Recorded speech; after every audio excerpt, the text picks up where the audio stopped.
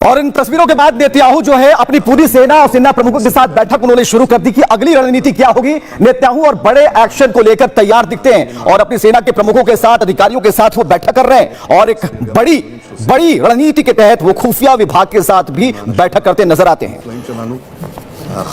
ये तस्वीरें बता रही है और इधर खामनेई, इन बैठकों की तो तस्वीरें हैं, खामनेई को भी परेशान कर रही होंगी क्योंकि उन्होंने कहा है कि हम कुर्सी पर बैठकर देख रहे हैं। खामनेई की खतरनाक वार्निंग भी सामने आ गई है जिसमें खामनेई ने साफ तौर पर कहा है ईरान नहीं झुकेगा और उसे इसकी बहुत बड़ी सजा मिलेगी और सजा मिलनी शुरू भी हो गई है। ईरान की सेना ने इजराइल, तो ये महायुद्ध है और कई तस्वीरें सामने आई है। लेकिन इसके बाद जो लड़ाई चल रही थी ईरान और इजराइल के बीच में, उस बीच में एक नए किरदार की एंट्री होती है और एंट्री है वो पुतिन की। और पुतिन को इस बात को लेकर शंका है कि कहीं ये तीसरे वर्ल्ड वॉर की तरफ तो हम नहीं जा रहे। जरा देखिएगा एक छोटी सी रिपोर्ट।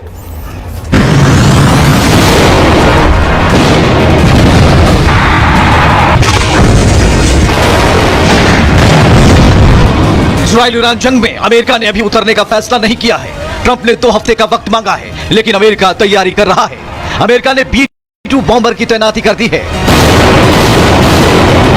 अमेरिका के डूम्सडे प्लेन ने पहले ही उड़ान भरी थी। F-16, F-22 और F-35 लड़ाकू विमान तैनात कर चुका है।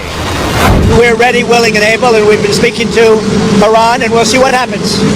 Just a time to see whether or not people come to their senses. ऐसे में अमेरिका के 2 बड़े दुश्मन ने मोर्चा खोल दिया है। पुतिन और जिनपिंग सीधे मैदान में आ चुके हैं। यूनाइटेड फ्रंट बनाने का ऐलान कर दोनों ने ट्रंप की मुश्किलें बढ़ा दी हैं। चीन ने जहां ईरान को हथियार भेज दी है, वहीं पुतिन ने तीसरे विश्व युद्ध की आशंका जताई है। Во-первых, потеряли там 76 тысяч человек. Ну это कataस्ट्рофа для них, понимаете? तो आखिरकार पुतिन ऐसा क्यों कह रहे हैं कि ये तीसरे वर्ल्ड वॉर की आहट है, ये समझना जरूरी है। चलिए इस एंट्री के बाद हम आपको बताते हैं ईरान इजराइल जंग में अब 3 सुपर पावर की एंट्री हो गई है। ट्रंप ने अभी जंग में उतरने का फाइनल फैसला नहीं लिया है लेकिन अमेरिका जंग में उतरने की पूरी तैयारी कर चुका है। अमेरिका ने इसे लेकर 2 हफ्ते की डेडलाइन रखी है। अगर बात नहीं बनी तो अमेरिका ईरान पर हमला करेगा। ईरान के 3 बड़े टारगेट को अमेरिका निशाना बनाएगा। अमेरिका इजराइल का पहला टारगेट ईरान का परमाणु ठिकाना है और अमेरिका की तैयारी देखकर पुतिन जिनपिंग एक्शन में आ गए। ईरान के हालात पर दोनों नेता लगातार संपर्क में। चीन ने हथियारों का जखीरा भी ईरान को भेज दिया है और पुतिन ने ईरान की मदद करने से इनकार नहीं किया है। इधर रूस और चीन ने यूनाइटेड फ्रंट बनाने का ऐलान कर दिया। यह परेशानी बढ़ा रहा है और ऐसा कर रूस चीन ट्रंप को सख्त संदेश भी देना चाहते हैं। रूस और चीन अमेरिका को जंग में रोकना चाहते हैं कि वो सीधे ना आए ताकि ईरान के परमाणु ठिकानों पर किसी भी तरह का कोई खतरा ना हो। ईरान में इजरायली एक्शन की पुतिन निंदा कर चुके हैं। अमेरिका की एंट्री पर पुतिन ने वर्ल्ड वॉर की आशंका जताई है और ऐसे में पुतिन की जो आशंका है वो क्या कह रहे हैं, ये सबसे बड़ी बात है। अब जरा पुतिन को सुनिए कि आखिर उनकी आशंका, उनके शब्द क्या कहते हैं। इस समय दुनिया में टकराव के बहुत सारे कारण हैं और वो अब बढ़ रहे हैं जिनकी वजह से युद्ध जैसी चीजें सामने आ रही हैं। रूस इस समय यूक्रेन से लड़ रहा है और इजराइल ईरान में टकराव चल रहा है। ईरान में जिस तरह से परमाणु ठिकानों पर हमले हो रहे हैं वो चिंता में डाल रहे हैं। दुनिया तीसरे विश्व युद्ध की ओर बढ़ रही है। ये स्थिति चिंता में डाल रही है। तो 2 हफ्तों की वेटिंग पीरियड ये ट्रंप की तरफ से दी गई थी लेकिन उसके बाद भी जो उनके बॉम्बर्स हैं लगातार आसमान में दिखा रहे हैं। B-2 परमाणु बॉम्बर्स इसे आसमान में अमेरिका ने छोड़ दिया है, यानी कि अंदेशा साफ है कुछ बड़ा होने वाला है। तो क्या इशारा हो सकता है?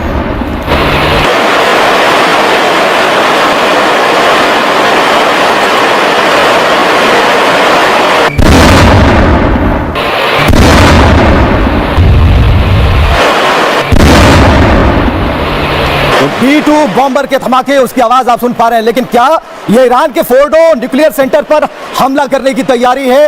अब अगली तस्वीर की तरफ मैं आपको ले जा रहा हूं क्योंकि विध्वंस बड़ा होगा। तो क्या फोर्डो परमाणु सेंटर को निशाना बनाने की कोशिश हो रही है और इसकी पूरी प्लानिंग कर ली गई है क्योंकि यहां पर 2 हफ्ते का समय ट्रंप ने दिया। लेकिन इसके अलावा उनके जो B-2 बॉम्बर हैं वो आकाश में है। इशारा साफ है कि कुछ बड़ा होने वाला है।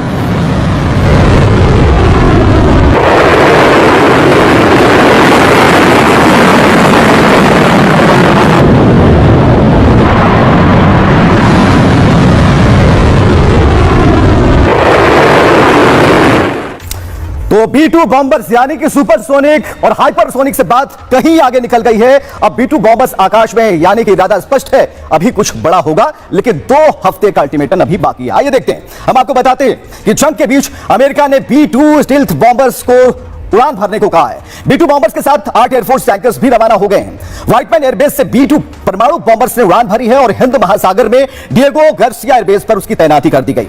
अमेरिका के इस एक्शन को लेकर अब सवाल खड़े हो रहे हैं। क्या अमेरिका ईरान के फोर्डो न्यूक्लियर प्लांट पर हमला करेगा? यह सवाल है।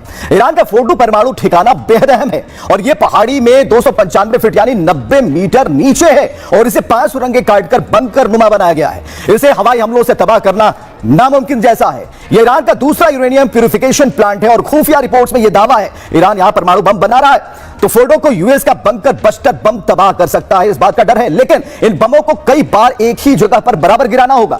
अमेरिका का B-2 स्टेल्थ फाइटर जेट इसे ले जाने में सक्षम है और GBU-57 जमीन से 200 फीट नीचे टारगेट को भेज सकता है, यानी कि इसकी जो क्षमता है वो जारी है। चलिए तो हम आपको बता रहे हैं कि B-2 जो बॉम्बर है वो किस तरीके से काम करता है, कितना घातक है और कैसे एक बड़ा नुकसान पहुंचा सकता है, क्योंकि एक साथ अगर इन बॉम्बर्स को अगर गिराया गया तो साफ तौर पर है कि यहां वो एक बड़े हमले, बड़े विध्वंसक कार्रवाई को अंजाम तक पहुंचाएगा। टीपी त्यागी जो कि रक्षा विशेषज्ञ हैं वो क्या कह रहे हैं यह सुनना बेहद जरूरी है। फोर्डो यूरेनियम एनरिचमेंट सेंटर पहाड़ों के बीच में जमीन के नीचे 100 मीटर डिफरेंट सुरंगों को 90 डिग्री पर जोड़कर बनाया गया है। इसको बड़े बंकर बस्टर बम से ही तबाह किया जा सकता है। अमेरिका के पास सबसे बड़ा GBU-57 जो करीब 13.5 टन का है